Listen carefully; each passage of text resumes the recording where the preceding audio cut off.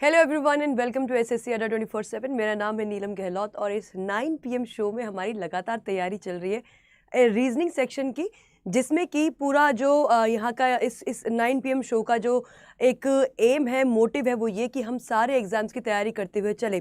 और उसमें एक बहुत बड़ी बात ये कि आप सबको पता है कि एसएससी एमटीएस जो कि एक बहुत बड़ी कहीं ना कहीं जो बच्चे जीडी एग्ज़ाम जिनका भी चल रहा है, कुछ का हो गया, कुछ का चल रहा है, तो जीडी वाले सभी बच्चे जो 10th पास हैं और एसएससी एमटीएस भी आपका 10th लेवल एग्जामिनेशन है, तो वो सभी बच्चों के लिए फिर से एक बहुत बड़ी एक खुशखबरी है कि एसएससी एमटीएस आपका फॉर्म भरना शुरू हो गया है।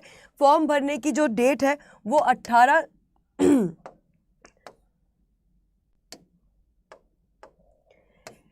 18 जैन से आपका फॉर्म फिल करना शुरू हो गया है और ये 17 फरवरी तक इसकी लास्ट डेट है।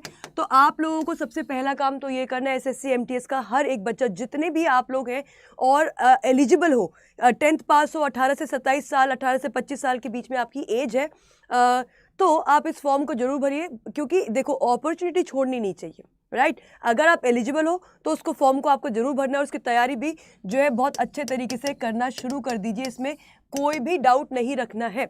और बैचेस जो हैं वो शुरू हो गए हैं, पेड बैचेस के साथ जुड़ जाइए और अपनी तैयारी को बहुत बेहतर स्ट्रक्चर के साथ जो है शुरू कीजिए। इसी के साथ आज का सेशन शुरू करेंगे।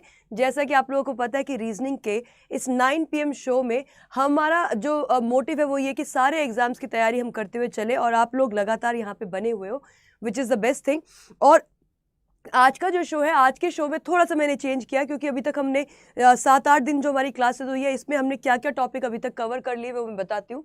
हम कोडिंग कर चुके हैं, हम सीरीज कर चुके हैं, हम नंबर एनालॉजी कर चुके हैं, हम लेटर एनालॉजी कर चुके हैं। तो ये 4 से 5 आपके टॉपिक ऑलरेडी कंप्लीट हो गए।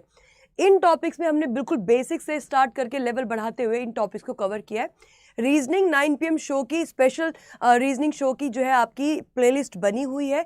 इस प्लेलिस्ट में जाके अगर आपको कोई भी टॉपिक यहाँ से मिस आउट हुआ है उसको आप कवर कर सकते हैं। फिलहाल आज का सेशन जो है वो थोड़ा सा मैंने चेंज किया है, क्योंकि रोज हम एक टॉपिक कर रहे थे, तो आज मिक्स्ड क्वेश्चंस को मैं आप लोगों के सामने लेकर आ रही हूँ। तो आज का सेशन जो होगा वो मिक्स क्वेश्चंस होंगे और हफ्ते में एक सेशन आपका ऐसा जरूर आपको देखने को मिलेगा जहाँ पे पूरे का पूरा मिक्स सेट रहेगा। तो चलिए शुरुआत करते हैं। ऑल्सो अगर चैनल पे कोई फर्स्ट टाइम आ रहा है तो प्लीज़ लाइक शेयर चैनल को सब्सक्राइब ज़रूर करें, और साथ ही साथ अड्डा 24/7 एप्लीकेशन अगर डाउनलोड नहीं किया है तो इसको आपको डाउनलोड भी ज़रूर करना है, क्योंकि ये सारी चीज़ें आपको कम्प्लीटली फ्री मिलती हैं और आपकी प्रिपरेशन में कहीं ना कहीं बहुत बहुत ज़्यादा इम्पॉर्टेंट रोल प्ले करती है। तो इसी के साथ आज का पहला क्वेश्चन हमारी स्क्रीन पर होगा। ये देखिए, क्वेश्चन ये है कि इन सबको स्पाइडर, क्रैब, ह्यूमन, एंट और क्या है, लायन है। तो इन सारे 5 वर्ड्स को आपको किसी एक मीनिंगफुल ऑर्डर में लगाना है। आप लोगों के पास टाइम है 20 सेकेंड्स। बताइए क्या इसका आंसर हो सकता है। 20 seconds you all have. Spider मतलब मकड़ी, मकड़ा।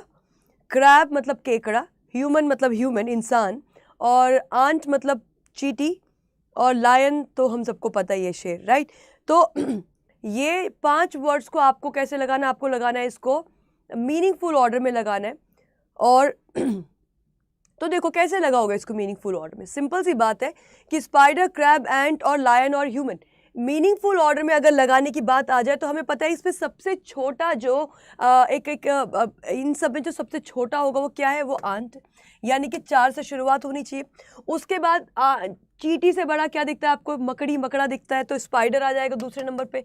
फिर उसके बाद क्या, क्रैब यानी कि केकड़ा आ जाएगा दूसरे नंबर पे।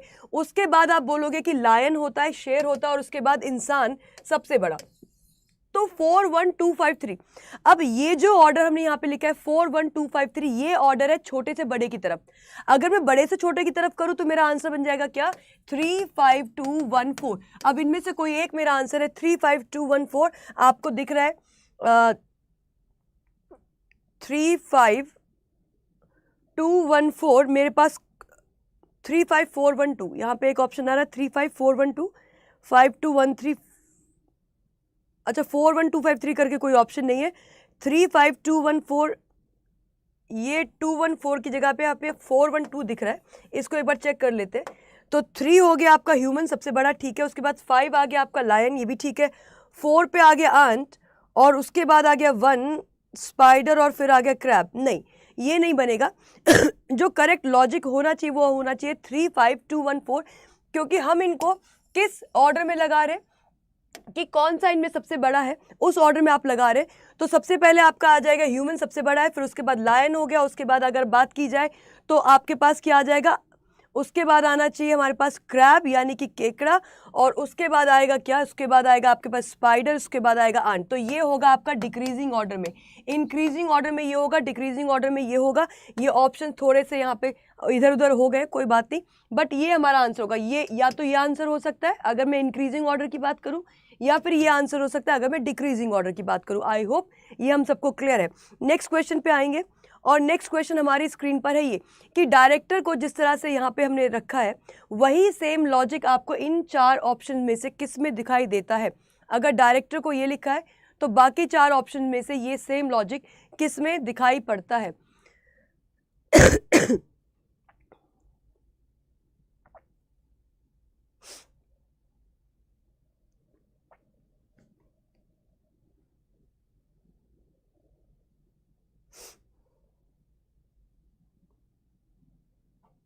देखो क्या हुआ है यहाँ पे, डायरेक्टर की अगर बात की जाए तो डीई का आईडी हो गया, आरई का ईआर हो गया, सीटी का टीसी हो गया, ओआर का आर हो गया। तो बेसिकली हमने एक एक पेयर बनाया और पेयर को हमने क्या कर दिया, आपस में चेंज कर दिया। तो उस हिसाब से फेमस का एएफ होना चाहिए था, गलत है। एलई का ईएल होना चाहिए था, एमओ का, यहाँ पे एमओ का क्या हो जाएगा, ओ एम होगा, लेकिन यहाँ पे क्या लिखा है, एनओ लिखा है, इसको भी हटाइए। सीए का एसी, पीए का एपी, सीआई का आईसी और टीवाई का वाईटी। तो ये ऑप्शन नंबर 3 आपको एब्सोल्युटली करेक्ट दिखाई दे रहा है। ऑप्शन नंबर 3 हमारा बिल्कुल सही होगा, यानी कि यहाँ पे जिस तरह से एक एक पेयर बनाया था, पेयर बना के उनको आपस में चेंज किया था, वही सेम लॉजिक आपको कहाँ पे फॉलो होता दिखाई दे रहा है, ऑप्शन नंबर 3 में। तो ऑप्शन नंबर 3 हमारा करेक्ट आंसर हो जाएगा क्या, डन है। नेक्स्ट क्वेश्चन पे आते हैं। नेक्स्ट क्वेश्चन आप लोगों की स्क्रीन पर है ये KSTOWXSABWEF। अब ये क्या चल रहा है, सीक्वेंस चल रहा है। सीक्वेंस वाले क्वेश्चंस को करने का बेस्ट तरीका क्या समझते हैं हम, कि हम क्या करें, हम लेटर्स को चेक कर ले, या तो पहले लेटर को चेक करो या फिर लास्ट लेटर को चेक करो। के की प्लेस वैल्यू 11 होती है, ओ की 15 होती है, एस की 19 होती है, डब्ल्यू की 23 होती है। 11 से 15 +4 किया, यहाँ पे भी +4 किया, यहाँ पर भी +4 किया, आगे +4 करोगे तो 23 में 4 ऐड करने पर आता है 27। अब 27वां तो कोई लेटर होता नहीं है, 27 कोई लेटर नहीं है, 26 लेटर टोटल होते हैं। तो अगर 26 लेटर आपका क्या है, Z है, तो 27 आप किस पे चले जाओगे, ए पे चले जाओगे, यानी कि 27th लेटर की अगर बात की जाएगी तो वो कोई और नहीं बल्कि क्या होगा, ए होगा। तो शुरुआत किससे होगी, ए से। तो ये आंसर हो सकता है, ये आंसर हो सकता है, इसको हटा सकते हो, इसको हटा सकते हो। इसके बाद इसके बाद जो दूसरा है वो हमें चेक करना है। देखो इन दोनों में से, इन दोनों ऑप्शन में से क्या मैं तीसरा लेटर चेक कर लूं कि जे होगा या के होगा। अगर तीसरा लेटर हमको समझ में आ गया तो आंसर हमारे सामने ही है, जे या फिर के। टी की प्लेस वैल्यू कितनी, 20, एक्स की कितनी होती है 24, बी की कितनी होती है 2, एफ की कितनी होती है 6। तो 2 से 6 यानी कि 4 यहाँ भी बढ़ रहा है, 24 से 2 यहाँ पर भी 4 बढ़ रहा है, और 20 से 24 यहाँ पर भी 4 बढ़ रहा है। तो जो हमारा तीसरा लेटर है हर वर्ड का, उसमें 4 4 ऐड हो रहा है। एफ में जब आप 4 ऐड करेंगे तो एफ के बाद क्या आएगा, GHIJ, यानी कि जे पे एंड होगा हमारा आंसर। और जे पे एंड होता कौन सा ऑप्शन है, ऑप्शन नंबर 2। कौन सा ऑप्शन बनेगा आपका, option number 2 will be the right answer. जैसा कि मैंने अभी आप लोगों को बताया कि SSC MTS का जो है नोटिफिकेशन आपका रिलीज हो चुका है, और बहुत सारी 11,000 कुछ वैकेंसीज आपकी निकली है, और ये जो है बैच आपका ऑलरेडी शुरू हो गया SSC MTS एंड हवलदार का। इस बैच में आप लोग जुड़ जाइए बिना किसी डाउट के, क्योंकि इसकी क्लासेस जो है 16 जनवरी से शुरू हो गई है, और साथ ही साथ 27 जनवरी से भी आपका एक नया बैच आ रहा है। इन बैचेस में जुड़ने के लिए आपको क्या करना है, आपको कोड लगाना है Y651, और ये कोड लगा के इन सभी बैचेस के साथ जो है आप इन बैचेस के साथ जुड़ सकते हो और अपनी प्रिपरेशन बिल्कुल बेहतर तरीके से सारे बेस्ट फैकल्टीज के साथ शुरू कर सकते हैं। नेक्स्ट क्वेश्चन पे आएंगे। नेक्स्ट क्वेश्चन है कि अगर सन को कोट किया है 9, स्वीट को कोट किया है 15, और हमें बताना है कि रसगुल्ला का कोड क्या होगा। तो सन का कोड है 9, स्वीट का है 15, रसगुल्ला का कोड आपसे पूछा गया है कि क्या होगा, बताइए क्या होगा।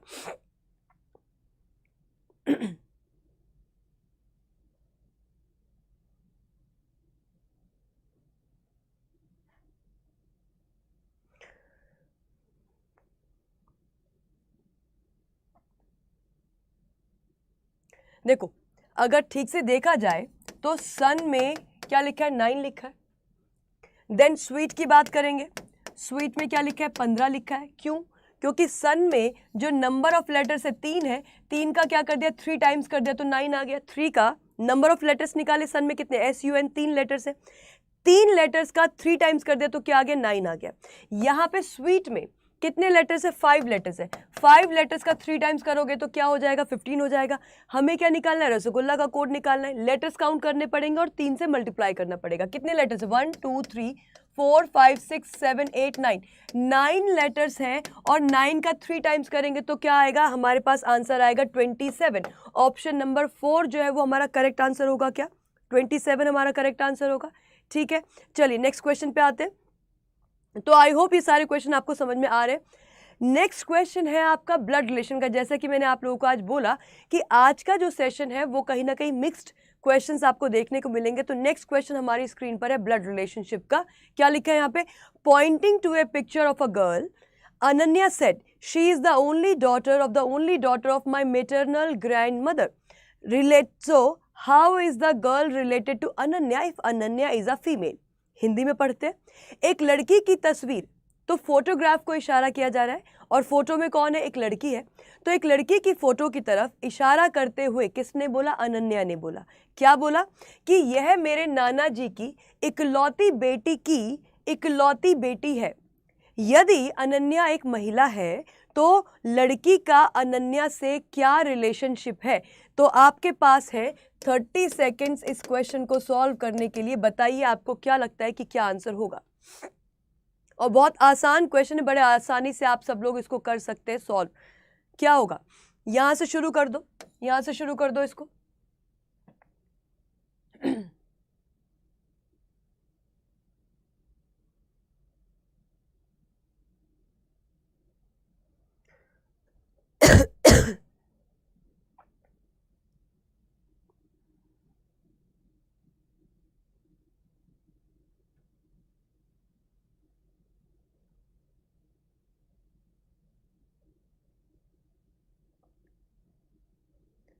क्या लिखा है कि एक लड़की की तस्वीर की तरफ इशारा करते हुए अनन्या ने कहा। तो एक तो याद ये रखना है, ध्यान ये रखना है कि जिसके बारे में बात की जा रही है, इशारा किसकी तरफ किया जा रहा है, एक लड़की की फोटो की तरफ इशारा किया जा रहा है। That's 1 point. दूसरी बात क्या है, बोलने वाला कौन है, अनन्या। और अनन्या खुद भी एक लड़की है क्योंकि लास्ट में एक लाइन ऐड हुई है, अनन्या यदि एक महिला है तो। ठीक है, तो जो बोल रहा है वो है अनन्या और वो एक लड़की है। बोला किसके लिए जा रहा है, एक फोटो की तरफ इशारा करते हुए बात की जा रही है और फोटो में कौन है, फोटो में भी एक लड़की है। करेक्ट है। अब आगे बढ़ो।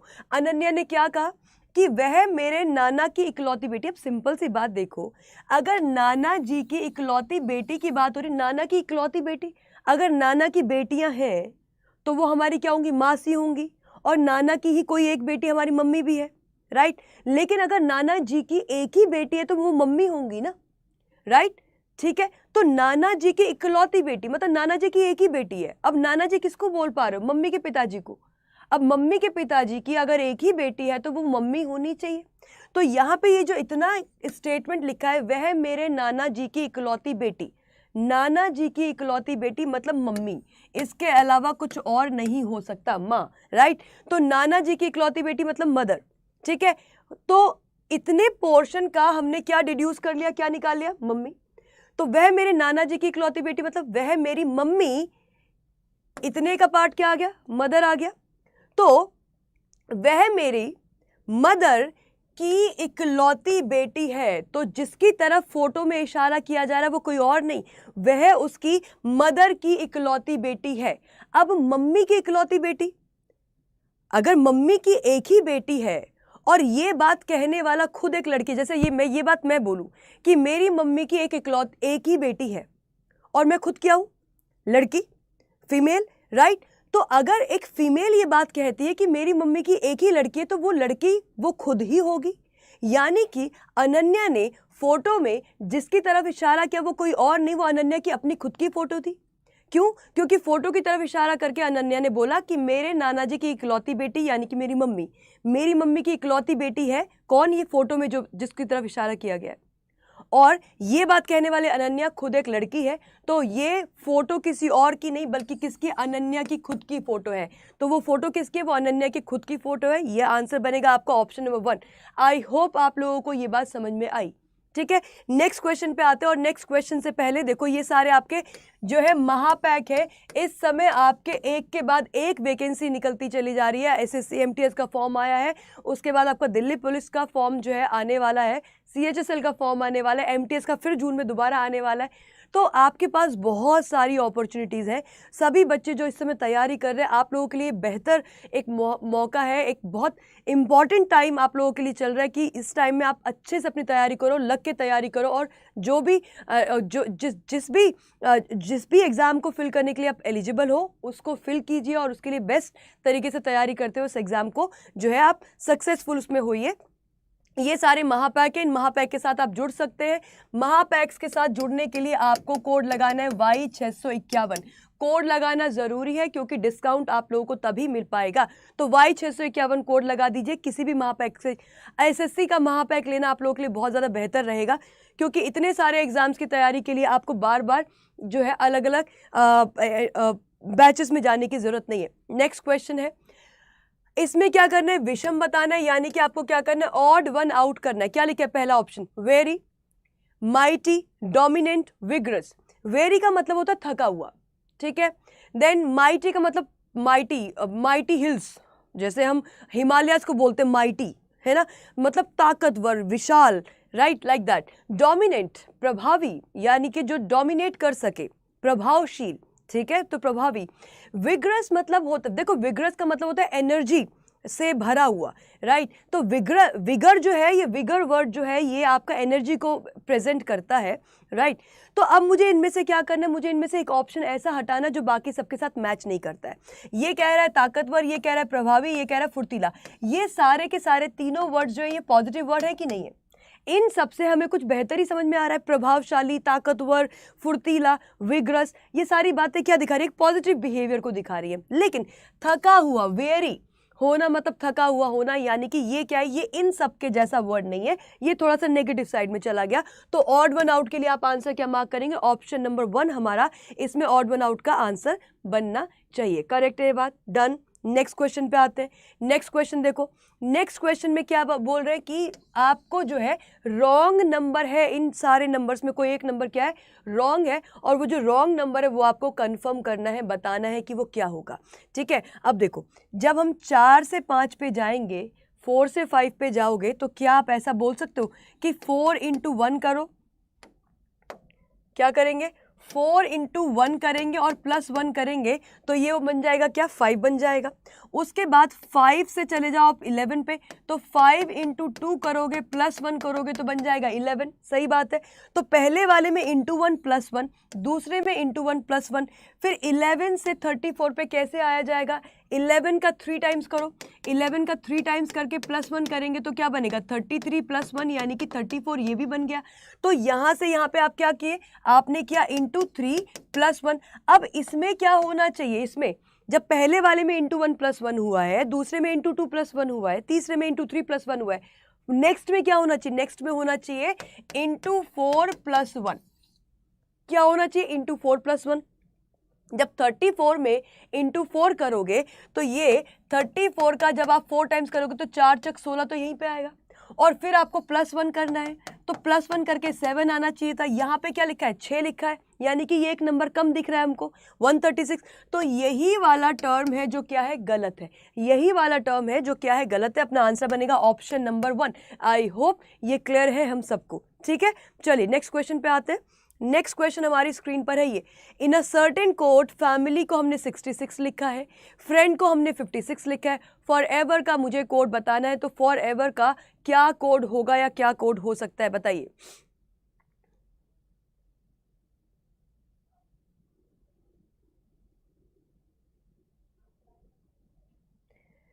फैमिली इज 66, फ्रेंड को लिखा है 56, फॉर एवर का हमें कोड बताना है।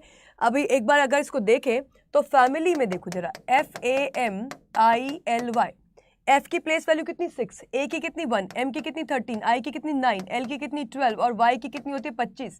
इन सब को अगर ऐड आप करेंगे तो क्या बन रहा है, देखो जरा, 9 और 1 10, ठीक है। इधर पे ये 9 और 1 10 हो गया, और ये आपका हो गया कितना, 6 और 12, ये 18, 18 प्लस 25 प्लस 10 और प्लस 13, ये सब को ऐड करोगे तो ये निकल कर आएगा आपका कितना, 66। यानी कि हमने सिंपल कोडिंग का बेसिक वाला फंडा यहाँ पे अप्लाई किया, सारे लेटर्स की प्लेस वैल्यूज निकाली, उनको ऐड किया तो बना 66। सेम फ्रेंड में भी हो रहा है कि सबको ऐड करोगे तो 56 बनेगा। फॉर एवर का आपको कोड निकालना है, फॉर एवर का कोड निकालोगे तो क्या होगा, देखो एफ की प्लेस वैल्यू आपको पता है कितनी होती है, 6 होती है। ओ की प्लेस वैल्यू कितनी होती है, 15 होती है। आर की कितनी होती है, 18 होती है। ई की कितनी होती है, 5 होती है। वी की कितनी होती है, 22। ई की कितनी 5 और आर की कितनी 18।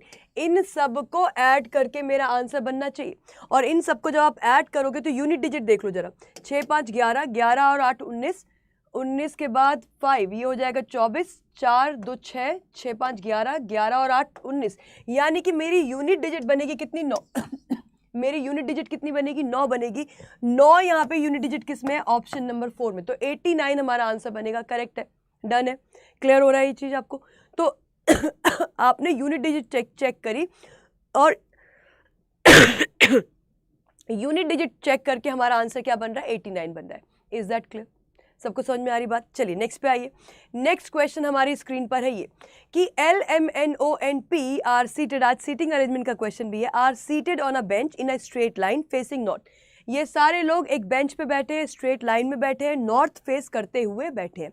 उसके बाद क्या लिखा है, P is seated next to L. P कहाँ बैठा है, एल के अगल बगल बैठा। अच्छा देखो, अगर पी एल के अगल बगल बैठा तो ऐसा भी बन सकता है और ऐसा भी बन सकता है, दोनों चीजें पॉसिबल है, सही है बात। M sits immediate left of O, who sits at one of the ends of the bench। क्या लिखा है, ये लिखा है कि M O के ठीक बाएं में बैठा है, जो किसको दर्शाता है, जो हमेशा दूसरे इंसान को बताता है। M और O में से जो किसको बताएगा, जो दूसरा इंसान लिखा है। M पहला इंसान, O दूसरा इंसान, दूसरे इंसान को बताता है हमेशा जो, हु, राइट। तो देखो क्या लिखा है, एम ओ के ठीक बाएं बैठा है, जो बेंच के किसी एक किनारे पे बैठा है। एक बात बताओ, हमारे पास कितने लोग हैं, 1 2 3 4 5, 5 लोग हैं, 5। तो 1 2 3 4 5, ये लोग क्या फेस कर रहे हैं, नॉर्थ फेस कर रहे हैं। जब नॉर्थ फेस करते हैं, जब नॉर्थ फेस करते हैं तो ये लेफ्ट साइड होती है और ये राइट साइड होती है। ये बात से हमें कोई प्रॉब्लम है क्या? नॉर्थ फेस करोगे तो ये एक्सट्रीम लेफ्ट है, वो एक्सट्रीम राइट है, डन। अब क्या बोला इसने कि एम ओ के ठीक बाएं बैठता है, यानी कि जहां पर भी ओ होगा, ओ का बायां ऐसे होगा ना, है ना, ओ के ठीक बाएं में, यानी कि एम ऐसे बैठेगा। और फिर उसके आगे लिखा है जो बेंच के किसी एक किनारे पे बैठता है। अब बेंच का किनारा या तो ये है या फिर बेंच का किनारा आपका ये है। मुझे किसको रखना है बेंच के किनारे पे, ओ को रखना है। अब ओ के इधर पे एक जगह खाली होनी चाहिए जहां पे आप किसको बैठा पाएंगे, एम को बैठा पाएंगे। तो क्या मैं ओ को किनारे रखना है तो क्या इस किनारे रख सकती हूँ? नहीं। क्यों? क्योंकि ओ के ठीक लेफ्ट में हमको किसको रखना है, एम को रखना है। तो ये वाले किनारे पे आप ओ को नहीं रख सकते। तो क्या करना होगा, ओ को रखिए यहाँ पे, ओ के ठीक लेफ्ट में रखिए एम को यहाँ पे, डन है। नेक्स्ट पे देखो क्या लिखा है, फिर लिखा है एन पी और एम के बीच में नहीं बैठा है। किसकी बात हो रही है, एन की बात हो रही है। एन के बारे में बोला है कि एन पी और एम के बीच में नहीं बैठा है, इसको अभी साइड कर दो, कोई बात नहीं। दूसरा देखो, एल एम के बाएं से दूसरे स्थान पर है। कौन? एल एम के बाएं से यानी कि लेफ्ट साइड से दूसरे स्थान पर है। तो एम अगर ये है, इसके लेफ्ट से दूसरा पोजीशन, पहला पोजीशन लेफ्ट से, दूसरा पोजीशन यहाँ पे कौन आ गया, यहाँ पे एल आ गया, यहाँ पे कौन आ गया, यहाँ पे एल आ गया। उसके बाद लिखा है कि एल और एन एक साथ बैठते हैं, एल और एन साथ में बैठे हुए। तो देखो एल एन साथ में ऐसे भी बैठ सकते हैं, एल एन साथ में ऐसे भी बैठ सकते हैं आपको। और लास्ट में क्या लिखा है, एन किस स्थिति में बैठा है। अच्छा ठीक है, एक लाइन जो हमने अभी तक नहीं यूज की है वो ये वाली कि एन जो है वो पी और एम के बीच में नहीं बैठा है। जो एन है वो पी और एम के बीच में नहीं होगा। देखो अगर एन पी और एम के बीच में नहीं बैठाना है तो आप एन को यहां बैठाओगे ना, एल और एन साथ में बैठते हैं तो एन यहां भी बैठ सकता था, एन यहां भी बैठ सकता था। लेकिन दूसरी बात क्या बोली, एन जो है वो पी और एम के बीच में नहीं बैठेगा। तो अगर मैंने एन को यहां रख दिया तो ऑब्वियसली बात है पी यहां पे आएगा। अगर मैंने n को यहाँ रख दिया होता तो p यहाँ पे आता, तब n p और m के बीच में बैठता कि नहीं बैठता? बिल्कुल बैठता। तो हमें ये चीज़ नहीं करनी है, n को p और m के बीच में नहीं बैठाना है। तो इसके लिए आपको क्या करना पड़ेगा? उसके लिए आपको ये करना पड़ेगा कि n को बैठा दो यहाँ पे l और p साथ में बैठते हैं, l और p साथ में यहाँ बैठ जाएंगे। अब n p और m के बीच में नहीं है, तो मेरा पूरा का पूरा अरेंजमेंट बनेगा NLPMO। आई होप ये हम सबको जो है क्लियर हुआ। क्वेश्चन ये है कि in which position is n sitting, मतलब n की पोजीशन क्या है ये पूछिए। तो n की पोजीशन क्या है? देखो बेंच के बाएं छोर पर है, बिल्कुल करेक्ट। बेंच के बाएं छोर पर कौन बैठा? n बैठा। पहला आंसर यानी कि पहला ऑप्शन मेरा एब्सोल्युटली करेक्ट आंसर बन जाएगा। आई होप ये क्वेश्चन आप लोगों को बहुत अच्छे से समझ में आया होगा। नेक्स्ट क्वेश्चन आप लोगों की स्क्रीन पर है ये, और ये क्वेश्चन होगा आपका आज का होमवर्क क्वेश्चन। आप लोगों को पता है कि ये क्वेश्चन जो है एक ट्रिक से बनता है, 4-4 के पेयर बनाते हो। तो एक बार आप लोग क्या करोगे, इसका मुझे आंसर करोगे आप कमेंट सेक्शन में, और उसके बाद जो है हम अपनी अगली क्लास में इसी क्वेश्चन से जो है शुरुआत करेंगे। आई होप आप लोगों को ये सेशन बहुत, जो सारे क्वेश्चन है वो समझ में आए और सारे कॉन्सेप्ट्स भी समझ में आए। अगर ऐसा है तो इसको ज़रूर आपको लाइक करना है, शेयर करना है और मैक्सिमम लोगों तक इसको पहुंचाना है, जैसा कि आप रोज़ लगातार कर रहे हैं। इसी के साथ साथ जैसा मैंने आपको बोला कि देखो SSC MTS का आपकी बहुत सारी वैकेंसीज निकली है, इस मौके का आपको फ़ायदा उठाना है। पहली बात तो ये कि अपना फॉर्म फिल कर दो, और करेक्शन विंडो देखो, अभी फॉर्म भरोगे तो कुछ गलती होगी तो करेक्शन विंडो मिलेगी आपको करेक्ट करने के लिए। तो इस चीज़ को लेट नहीं करना है कि हम फॉर्म बाद में भरेंगे, ये मत करिएगा, ठीक है। तो अड्डा 24/7 एप्लीकेशन पे चले जाओ, और अड्डा की ऐप पे जाकर आपको क्या करना है? अड्डा की ऐप पे जाके आपको क्या करना है? आपको